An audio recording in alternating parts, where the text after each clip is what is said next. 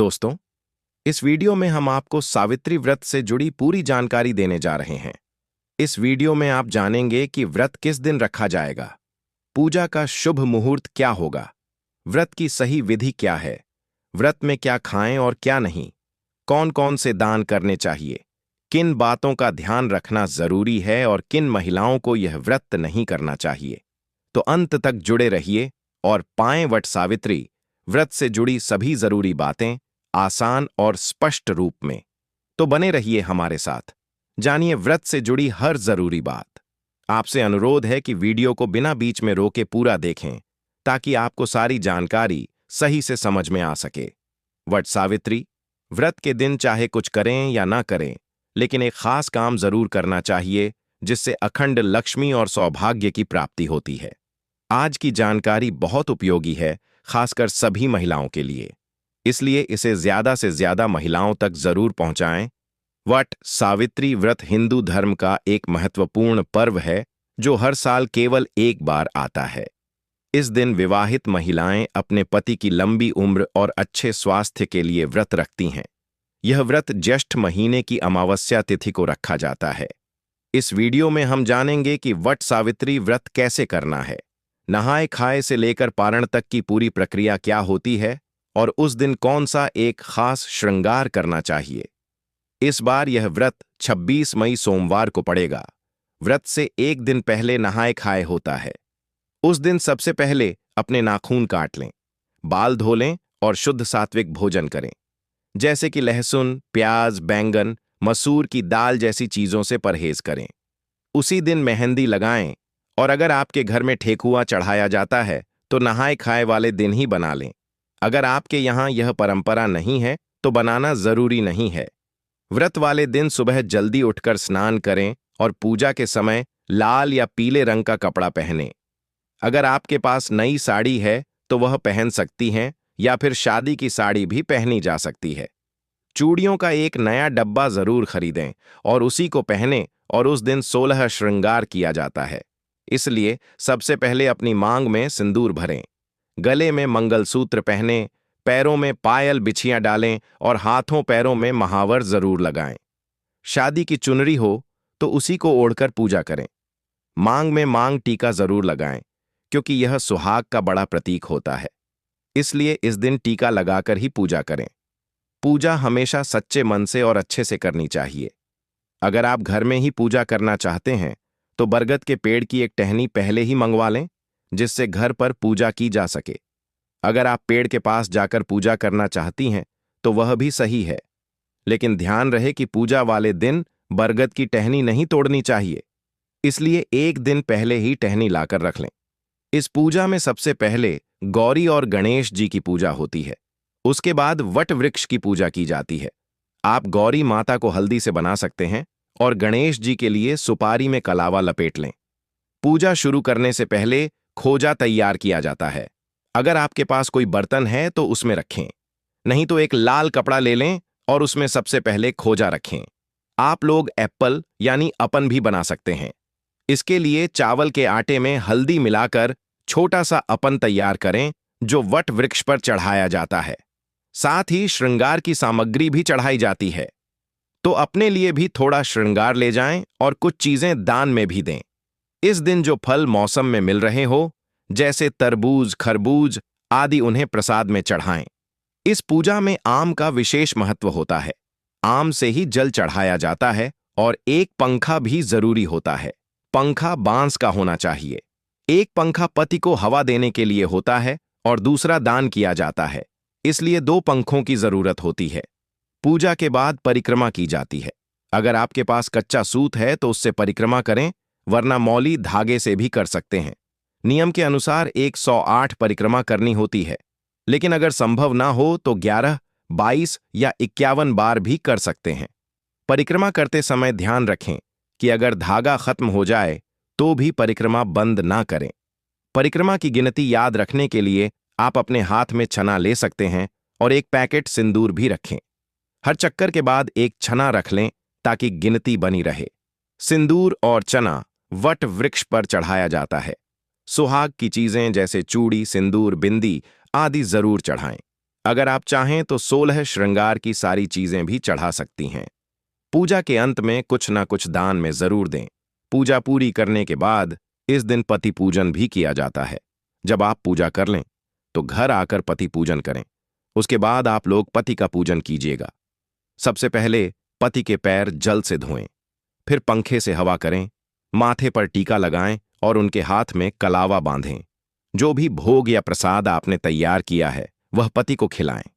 इसलिए पति पूजन करना जरूरी होता है। पूजा के बाद आप कोई भी मीठा शरबत या पेय ले सकते हैं। इस व्रत में सिर्फ नमक नहीं खाया जाता, बाकी आप मीठा भोजन कर सकते हैं। पूजा के बाद आप जो भी खाना चाहें खा सकते हैं, लेकिन ध्यान रखें कि सूर्यास्त से पहले ही भोजन कर लें। सूर्यास्त के बाद कुछ भी नहीं खाना चाहिए। व्रत का पारण अगले दिन किया जाता है। इस बार बट सावित्री व्रत 26 तारीख सोमवार को रखा जाएगा और नहाए खाए की तिथि 25 तारीख रविवार है। व्रत का पारण 27 तारीख मंगलवार को होगा। जो महिलाएं पहली बार यह व्रत करना चाहती हैं वे कर सकती हैं, क्योंकि इस बार कोई मलमास या अधिक मास नहीं है।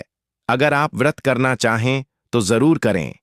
पूजा पूरी होने के बाद जितनी भी सुहागन महिलाएं हों उनकी मांग में सिंदूर जरूर लगाएं और उन्हें प्रसाद भी दें। दोस्तों, आप साधारण तरीके से भी पूजा कर सकते हैं। इसके लिए पूजा के दिन एक टोकरी में रेत भरकर उसमें ब्रह्मा जी की मूर्ति स्थापित करें और दूसरी टोकरी में सावित्री जी की मूर्ति रखें। एक और टोकरी में सत्यवान और सावित्री की मूर्तियां रखें। इन टोकरियों को वटवृक्ष के नीचे रखें। पहले ब्रह्मा और सावित्री की पूजा करें, फिर सत्यवान और सावित्री की पूजा करें।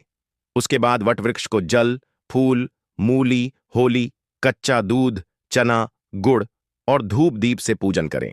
जल अर्पित करके वृक्ष के चारों ओर कच्चा धागा 3 बार लपेटकर परिक्रमा करें। बट के पत्तों की माला पहने और सावित्री कथा का श्रवण करें। पूजा में जो सामग्री उपयोग में आती है उनमें मूर्तियां, बांस का पंखा, लाल कलावा, धूप, फल, फूल, होली, सुहाग की चीजें, पूरियां, बरगद का फल और जल से भरा हुआ कलश शामिल है। शास्त्रों के अनुसार बरगद के पेड़ के तने में भगवान विष्णु, जड़ों में ब्रह्मा और शाखाओं में शिव का वास होता है। इस पेड़ की कुछ शाखाएं नीचे की ओर जाती हैं, जिन्हें देवी सावित्री का स्वरूप माना जाता है। इसलिए इस पेड़ की पूजा करने से भगवान का आशीर्वाद मिलता है और मनोकामनाएं पूरी होती हैं। संतान की इच्छा रखने वालों के लिए यह पूजा विशेष लाभकारी मानी जाती है। कहा जाता है कि ज्येष्ठ माह की अमावस्या को सावित्री ने इसी वट वृक्ष की छांव में अपने पति को जीवन दान दिया था। तभी से इसकी पूजा की परंपरा शुरू हुई। जैसे पीपल के पेड़ को विष्णु का प्रतीक माना जाता है, वैसे ही बरगद के पेड़ को शिव का प्रतीक माना जाता है। ऐसी भी मान्यता है कि तीर्थंकर राषभदेव ने अक्षय वट के नीचे तपस्या की थी। इस स्थान को प्रयाग में रक्तदेव तपस्थली नाम से भी जाना जाता है। दोस्तों, इस दिन किन गलतियों से बचना चाहिए, आइए जानते हैं। वट सावित्री व्रत के समय कुछ खास चीजें ऐसी होती हैं जिन्हें सावित्री माता को अर्पित नहीं करना चाहिए और पूजा में शामिल करने से बचना चाहिए। अगर आपने ऐसा किया तो व्रत भंग हो सकता है और इसका उल्टा असर भी हो सकता है। यह व्रत महाराष्ट्र, उत्तर प्रदेश, बिहार और झारखंड में बड़े उत्साह से मनाया जाता है। यहां तक कि विदेशों में रहने वाली महिलाएं भी अपने पति की लंबी उम्र के लिए यह व्रत करती हैं। दोस्तों, आगे बढ़ने से पहले सच्चे मन से कमेंट करें, जय माता सावित्री। माता के लिए एक लाइक जरूर बनता है और ज्ञानवर्धक टेल्स को सब्सक्राइब करके बेल आइकन भी जरूर दबाएं। दोस्तों, वट सावित्री व्रत इस बार सोमवार को रखा जाएगा। अमावस्या तिथि शुरू होगी 26 मई को शाम 2:55 पर और समाप्त होगी उसी दिन रात 4:09 पर। इसीलिए इस बार व्रत 26 मई सोमवार को रखा जाएगा। अब जानते हैं व्रत में कौन सी 3 चीजें नहीं चढ़ानी चाहिए जिससे सावित्री माता नाराज हो सकती हैं। पहली चीज, काले कपड़े इस दिन नहीं पहनने चाहिए, क्योंकि इसी दिन शनि जयंती भी होती है और शनि देव को काले कपड़े चढ़ाना उचित होता है, लेकिन सुहागिनों के लिए यह शुभ नहीं माना जाता। दूसरी चीज, सफेद कपड़े भी ना पहने, क्योंकि यह विधवा रूप का प्रतीक माने जाते हैं। इस दिन लाल रंग के कपड़े पहनना शुभ होता है, जिससे माता सावित्री प्रसन्न होती हैं और आपको अखंड सौभाग्य का आशीर्वाद मिलता है। तीसरी बात, श्रृंगार सामग्री का दान इस दिन जरूर करें।